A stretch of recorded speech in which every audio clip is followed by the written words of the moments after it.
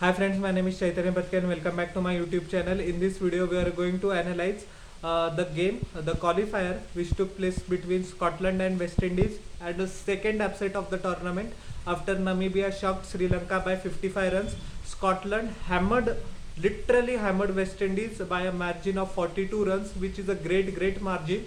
And once again, the beauty of the T20 format that the favorite team is not always assured a victory, and that's why mentioned in my video when I made of Namibia versus Sri Lanka that the ICC at least needs to expand the teams to the number of matches should be expanded, and the number of teams playing should be expanded as well, because the talent on display in the associate nations is very good.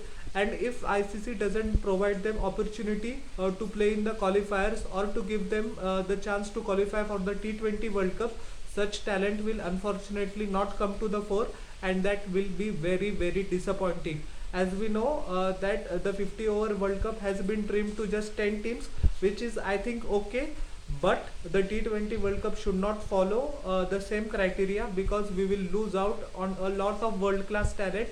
That would be injustice for the smaller associate nations. And the performance that Scotland has put against West Indies, it will be terrible to call them an associate nation, because they have done themselves proud. And if we remember that Scotland stunned England in an ODI as well 3 years ago, so more opportunity should be given to Scotland cricket.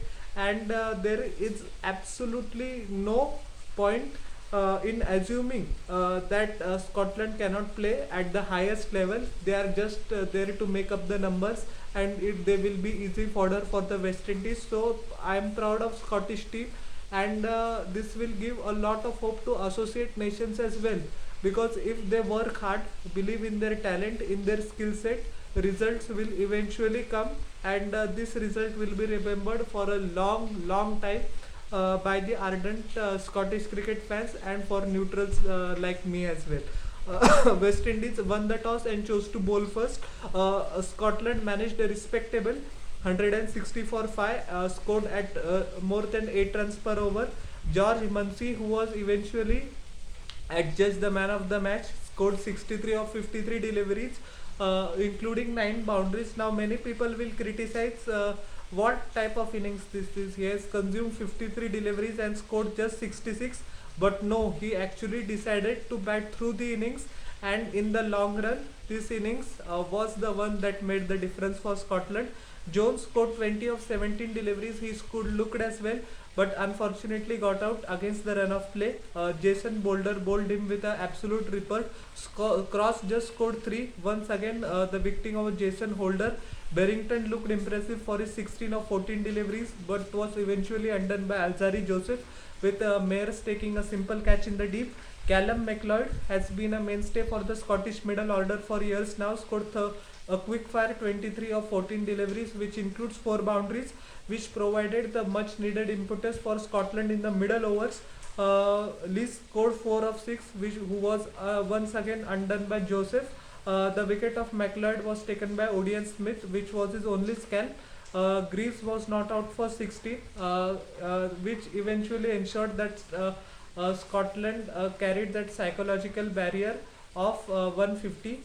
Went past that, I beg your pardon, the psychological barrier of 150, which eventually made a difference in the total. Mayers in 2 overs gave away 24 runs, didn't take a wicket. He will be disappointed with his performance.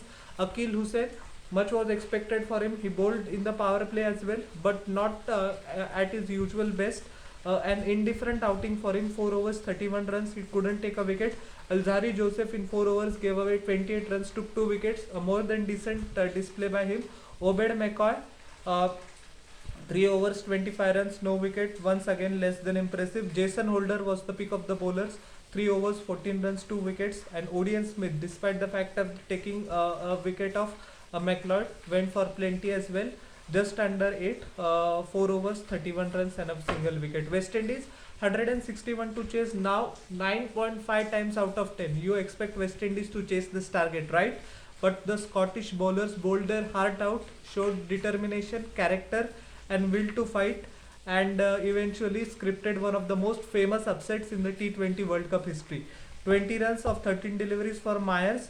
He three boundaries and a six. He was looking set, and he actually, if he batted a couple of overs, West Indies would have gone over the line. But Josh Davey got him. Evian Lewis scored 14 of 13, a boundary and a six. Brad Wheel accounted for his dismissal, so both the openers got starts but couldn't convert it. That was also problematic for the West Indies. Brendan King, batting at number 3, scored 17 of 15, once again 3 boundaries. He was undone by Matt Watt. So the start was there for the West Indian batsmen. They will be kicking themselves that they didn't convert it though. Nicholas Puran, the skipper, didn't look at home at all. A disappointing innings, 5 of 9. Lisk got him out with a ripper. Shamar Brooks, who came in after much controversy that Shimran Hetmeyer has been replaced because he didn't catch a flight, also couldn't justify his place. 4 of 9. Brad Will once again doing the damage. Ravman Powell, who has impressed one and all with his hitting in the IPL, as well as 100 against England, if you remember, 3-4 months back. Much hope was for him. He also disappointed. Lisk got him. Jason Holder shaved the blushes for the West Indians. If not for Holder's inning, they actually wouldn't even have crossed 100. So the symbolic performance of West Indies could have been turned even more embarrassing. 38 of 33, 4 boundaries and a 6. Sharif eventually accounted for his dismissal.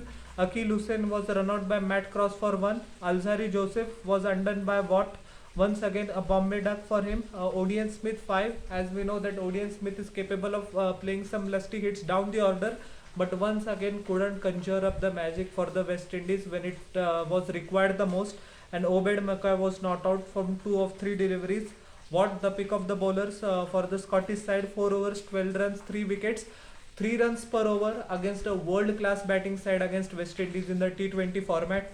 That performance is worth an IPL contract worth at least $500,000. But anyways, kidding. A wonderful bowling by Matt Watts. Bowled line and length.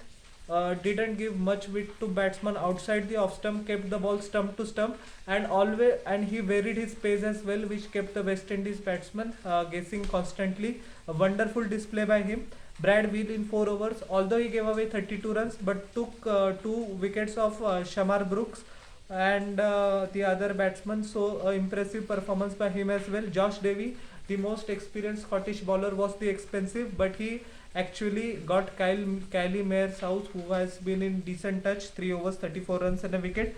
Sharif in 3 overs gave away 23 runs and took a single wicket, less than 8 runs per over, very impressive.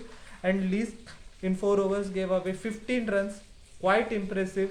Once again varied his pace, didn't give much width to the batsman and kept them constantly guessing. I liked about Lee's performance is that he varied his pace as well, and he actually came round the wicket, so that made it harder for batsmen to try to hit him.